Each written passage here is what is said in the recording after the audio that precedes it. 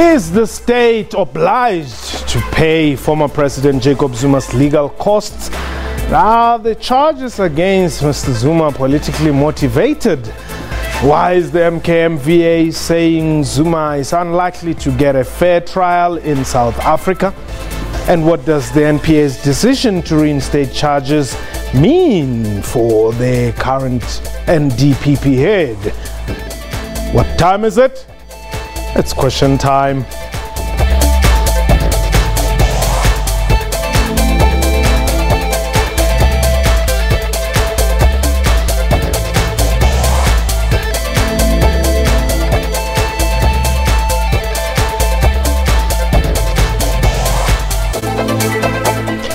Khotsong, Mraro, Rula, and welcome to the show. My name is Mpotsedu.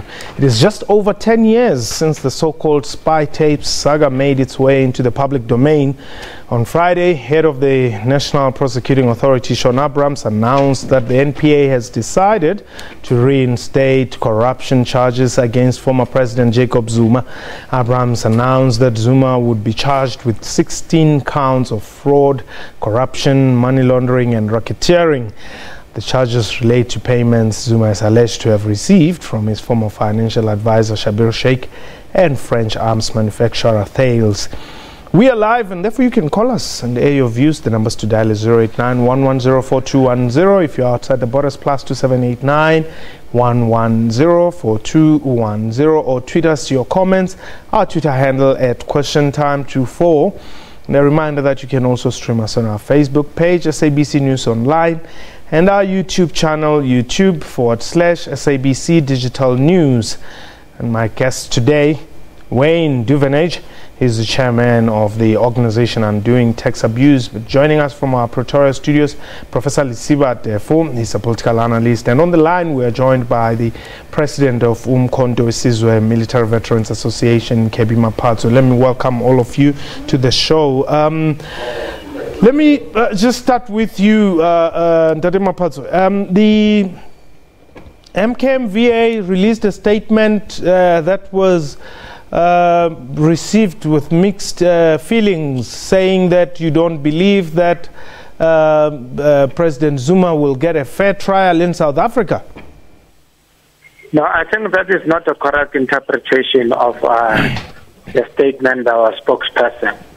What we're meaning that if you read the whole statement, we're saying that we note the position of the NPA, and we hope that when Comrade Jacob Zuma appears, the judges will not be pressurized by this court opinion of the people.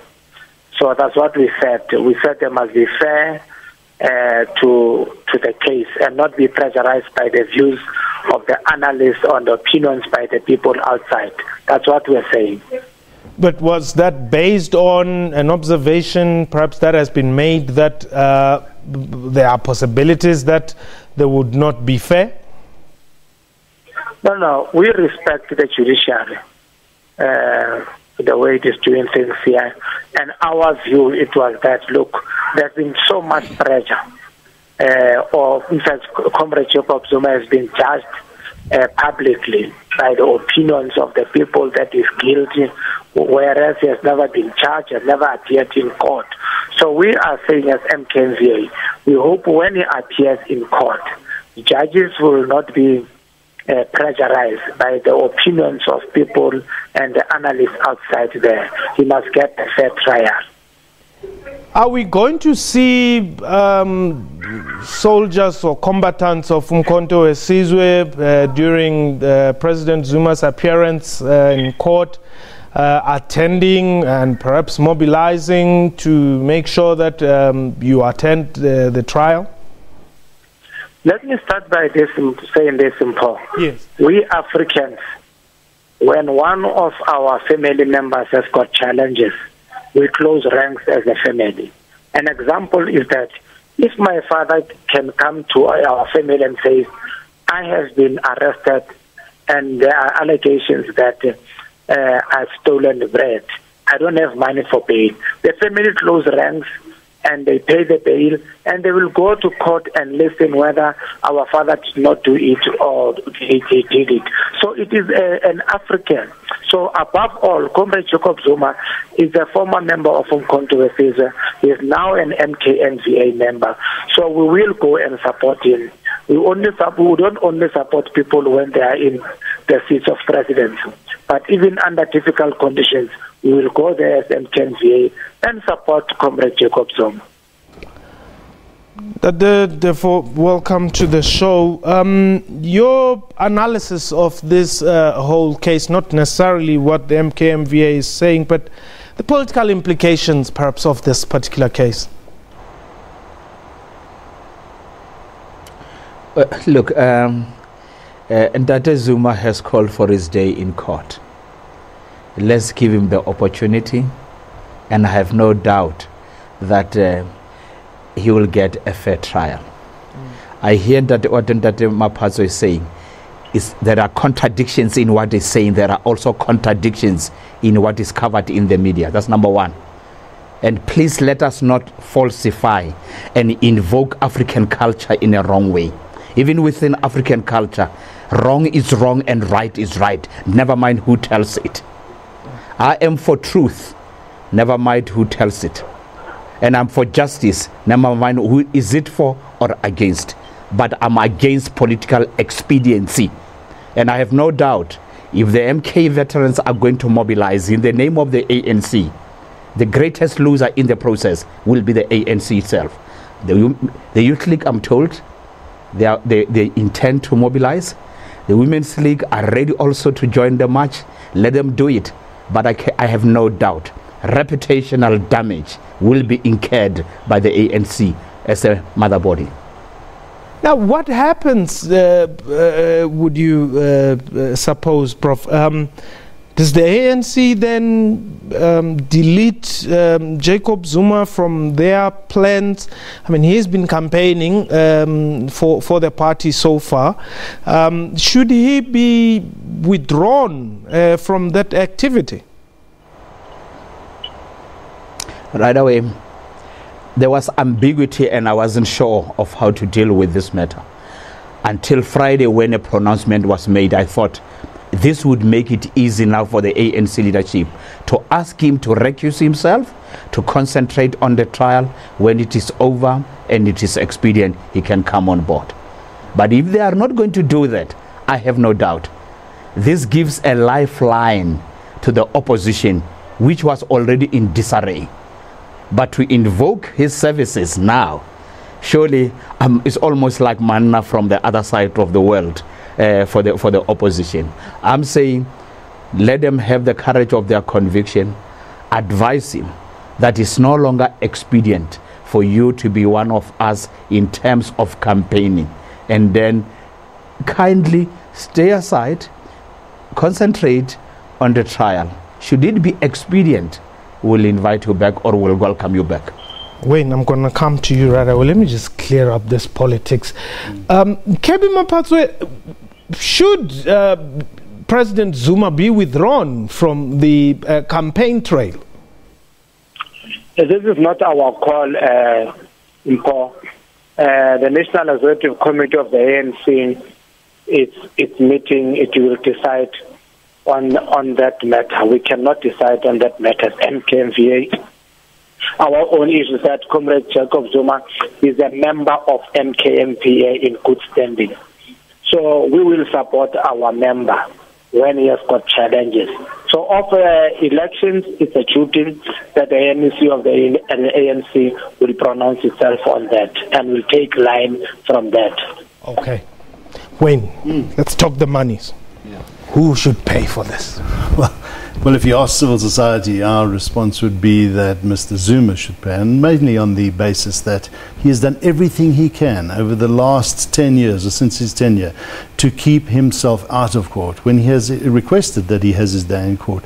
But we do believe the state has agreed. I know in his official capacity he was in government at the time, so the state have agreed to pick up those costs, and that we find a bit concerning. We hope that it is minimized, and we hope that if he continues to distract and delay matters, that he should start picking up those costs. But you know, let's see. We just hope that this matter is taken on as quickly as possible, so that we can get to that day in court, get the facts out there, and the accountability is meted out accordingly. There's a possibility that they are going to challenge this in court. Well, that's what the court is there for. So this is not a matter of having a court case before a court case. The NPA have made the decision. They have charged him. There's no reason that Mr. Zuma can't bring, when he comes to court, reasons why this shouldn't be tried. But that's going to have to be heard inside this case. There's no need to bring any other case to try and delay this matter. Sabelo, you are in Rustenburg. Welcome. Yes, sir. How are you? I'm well. Thanks for the call. I'm very well, thank you. Perhaps maybe we should start off by saying that we welcome the fact that finally President Zuma is going to get his day in court, and we are one of those members of society who wish that he can get a free trial. Secondly, when the show started, you spoke of obligation, whether the president has whether the state has an obligation to pay for the legal costs of Zuma. You know, the word obligation, perhaps maybe we must take that word obligation out, because if you look at the media, the way Zuma is being portrayed now, it's being portrayed as an ordinary citizen, which is a premise why most people are saying that he should pay his own legal fees. Now we have a problem with that. How do you say a person like Zuma is an ordinary citizen? Are you saying that Mbeki and de Klerk are ordinary citizens with state protection services still at their disposal? Perhaps, you see, when Comrade Kevin Mapato there says Zuma is now subjected to a court of public opinion, we agree to that. Hence, we are also very wary with whether the trial will be fair on Zuma or not. You see, comrades, we must take into cognizance that Zuma has been under public scrutiny since 2001. That is why we are very much scared, as some members of society, a large number of society, who still favor President Zuma so much. We are members of the ANC, of course. We agree that we have new leadership, etc., etc. We are rallying behind that leadership. But we must not forget that a substantial number of us here in society, we are still sympathetic towards Zuma, and this thing is going to cause problems with us. Okay. Sabelo, thanks very much. Let me go to Kebi Mapatso here. Do you think this matter has a potential to divide the ANC? I don't think it has got a potential to divide the ANC, because the President Jacob Zuma, he is going to court as Jacob Zuma. So we are saying he is innocent until proven guilty. So everybody in the country should allow the judiciary and the courts to do their work, and not judge Comrade Jacob Zuma by making statements that he's guilty, he has done this and this. He has never appeared in court. So the ANC cannot be divided because somebody is facing trial. So the ANC will always be united, regardless of whoever is facing charges in court. Musa, welcome to the show. Good evening, how are you? I'm well, thanks for the call. No, I wanted just to ask one thing. Yes. Mr. Mapaso is claiming that Zuma might not get a fair trial, and I believe that the justice system of this country has proven to be very, very good, and in cases like of high-profile cases like Chekis Levy and all other high-profile people that have been charged or prosecuted.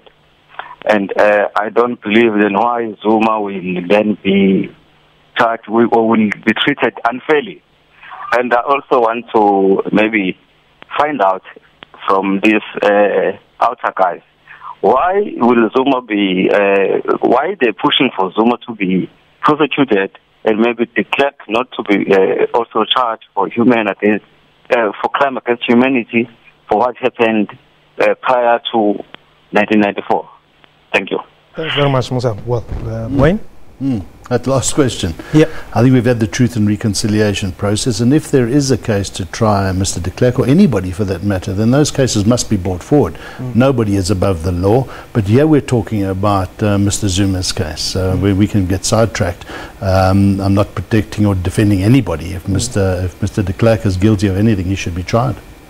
Okay, I want us to just listen to what Sean Abrams said last week. That is when he was about to, when he announced the decision not, or rather to prosecute President Jacob Zuma. Let's take a look. And in the interests of transparency, the interests of the administration of justice, and in the interests of the National Prosecuting Authority, I am of the view that a trial court would be the most appropriate forum for these issues to be ventilated and to be decided upon. After consideration of the matter, I am of the view that there are reasonable prospects of a successful prosecution of Mr. Zuma on the charges listed in the indictment. Okay, that was head of public prosecutions, Sean Abrams, and that's what he was saying, you know, when he took the decision to prosecute President Jacob Zuma. Mr. Stone, welcome. Welcome, Paul. Hi. Yes, man. I just want to speak with this issue of President Zuma. Yes, go ahead. Yes, man. Paul. Ke ne ke batla gore president ya go feta ba reng ke Zuma ke a utlwa gona le batho ba bangata ba mo protectang ka tsela le gore a ke re ba re motho o wrong gore o prove guilty ha se tsa bone molato ka mole mara ke go tlatsakelo rra Mariano ntwe entla kang ke gore bopaki bo teng wena mpho bopaki bo teng ba gore o entse eng le eng le eng le eng. So a ye fela go khoto ha go na le se tlhageletse gore ke nnete o dirile swe a go dira dijara tsa gage a bo ya ka le ba bangwe tsa ba dira dijara tsa bone ba khutlela go a gona motho o betere wena mpho ke yone fela ntwe ke ba tlhagisa eng Restone ya no ke te wena o so tso mo atlhotsera ha ke mo atlhole ne ke re ga ile gore le khotla le tabe le mmone molato ha le khotla le mmone molato a ha ile gore ba re o molato a tsamaya a go etsa dijara tsa gage ha ile gore o molato why bona ngwanese go utlwile right. Thank you, and right. Well, Mr. Stone, they're saying, look, Zuma must go and subject himself to the processes. If he's guilty, he'll be sentenced. If he's not guilty, he'll be free. Prof, what should actually happen now to Sean himself? You know, you remember there were these issues whether he should preside, you know, President Ramaphosa was supposed to have taken some decisions and all that about him. Look, Sean has failed the legal fraternity. Sean has failed the aspiring jurists. Sean has failed himself. But again, I say, it's never too late. He has done the right thing now. Unfortunately, after such a long time and after so much harm was done. I understand to some extent the pressure under which he was. Indeed, the pressure under which Mokotedi Mpshe was. However, both of them took an oath of office. Among others, it says, I shall act without fear or favor. But both of them at one stage succumbed to political pressure. And I must concede, I don't take lightly to the use of state resources and the machinations by those who have political power in order to get what, or to extract what they want from officials. I sympathize with them to that extent. But at the same time, listen to your conscience and uphold to your oath of office. Mr. Msomi, you are in the Val. Welcome. Oh, yes, simple. You are speaking to Msomi from Vale. Yes, indeed. Yes, okay, I've been listening, you know. People are amazing how they think. The law is placed for all people to adhere to. But some, okay, they seem to ignore that law, that all citizens must be treated equal. Now what I don't understand, why must one special person be given that treatment? Okay, if you have done wrong as a person, knowing very well that if you take something that you didn't work for, then you have done wrong, isn't it? Yeah. Then it does have to face the consequence. And now, okay, to come with a suggestion that will be fair, who are willing to judge the judges? Let the judges do their work. They have never done anything biased before. Why must they start now? Thank you very much. All right, thanks very much, Datimson. Well, you seem to agree. Yes, I think those are credible statements. We've no reason to disbelieve the judiciary. They have led themselves well. They have ruled very, I think, sanely in the past. So there's no reason to believe that this will be a one-sided and that they will be influenced by the media. I think the Prof is also right that this matter is 7-8 years too late. And the minute Mr. Abrams came into his position, he should have started tackling this matter with earnest. But he did everything to support the president in keeping this matter out of court until he had nowhere to go but make that statement on Friday. And I think it is a bit better late than never, but very late. Wise man usepi ngomvulo. Mpo, hey, Mpo, look. You see, Mpo, I think it's time for South Africans. Yeah. What MKVA is going to do in support of Jacob Zuma going to court and wearing their intimidating the court. I think South Africans need to go to court, also go to court in support of the court to do things fairly, because the first intimidation is to tell the court what to do. I mean, which court has ever listened to the opinions of the people? These guys, they're starting now to intimidate the court, what the court must do. There is no court in the world that have ever listened to opinions of the people. In court, they're dealing with the facts. Now, these guys, like, okay, Bimapa, they're trying all their things to try to intimidate the court not to do its job. Thank you very much.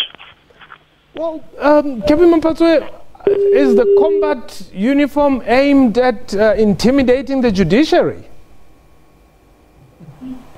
Are you asking them, Paul? Yes. No, Paul, we said we respect the judiciary. And that's why we're saying that we hope our judges, when they preside over this case, will not be influenced by any court, public opinion. Yeah. They must be fair to Comrade Jacob Zuma. That's what we're saying. By going to court, it's an African. I don't know other comrades who are African. They have never supported their brothers when they faced challenges or arrested. All of us will is go. Going alone there. Oh, sorry? I'm saying Mabuya Kulu's Bundebele, they are going alone. They go with their families there, my brother. Their families are there. So it doesn't mean they go alone there. The families of there, if I get arrested, my wife will be on my side and my kids will be on my side to support me. So that's what we're doing. Now, Comrade Jacob Zuma is a member of MKMVA. Yes. So we can't sit back when our member is appearing in court and he's still innocent. So he has not been found guilty. So we are going to go there and give support. Even the churches, they do that. If one of their priests is arrested and they feel very strong that he has not done that, they go to court and support him or her. So I don't see what is this halabaloo about us threatening. Who are we to threaten the judiciary? We respect the judiciary and we know that the judiciary will do their work. Prof, you don't seem to agree. You're shaking your head.